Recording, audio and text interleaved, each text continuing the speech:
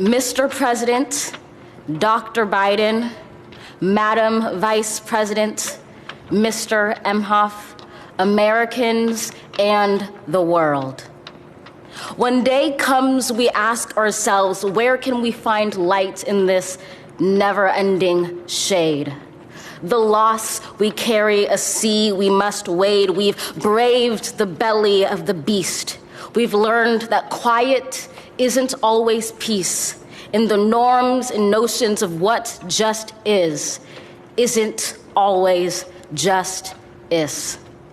And yet the dawn is hours before we knew it. Somehow we do it. Somehow we've weathered and witnessed a nation that isn't broken, but simply unfinished. We, the successors of a country and a time where a skinny black girl descended from slaves and raised by a single mother can dream of becoming president, only to find herself reciting for one.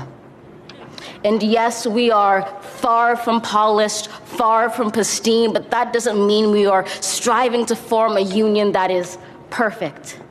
We are striving to forge our union with purpose, to compose a country committed to all cultures, colors, characters, and conditions of man. And so we lift our gazes not to what stands between us, but what stands before us. We close the divide because we know to put our future first, we must first put our differences aside. We lay down our arms so we can reach out our arms to one another. We seek harm to none and harmony for all. Let the globe, if nothing else, say this is true. That even as we grieved, we grew. That even as we hurt, we hoped. That even as we tired, we tried. That we'll forever be tied together, victorious, not because we will never again know defeat, but because we will never again sow division. Scripture tells us to envision that everyone shall sit under their own vine and fig tree, and no one shall make them afraid. If we're to live up to our own time, then victory won't lie in the blade, but in all the bridges we've made. That is the promised glade, the hill we climb, if only we dare it, because being American is more than a pride we inherit. It's the past we step into and how we repair it. We've seen a force that would shatter our nation rather than share it, would destroy our country if it meant delaying democracy. And this effort very nearly succeeded. But while democracy can be periodically delayed, it can never be permanently defeated. In this truth, in this faith we trust, for while we have our eyes on the future, history has its eyes on us. This is the era of just redemption. We feared it at its inception. We did not feel prepared to be the heirs of such a terrifying hour, but within it we found the power to author a new chapter, to offer hope and laughter to ourselves. So, while once we asked, how could we possibly prevail over catastrophe? Now we assert, how could catastrophe possibly prevail over us?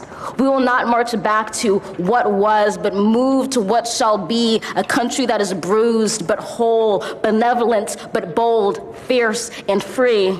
We will not be turned around or interrupted by intimidation, because we know our inaction and inertia will be the inheritance of the next generation. Our blunders become their burdens. But one thing is certain: if we merge mercy with might and might with right, then love becomes our legacy and change our children's birthright.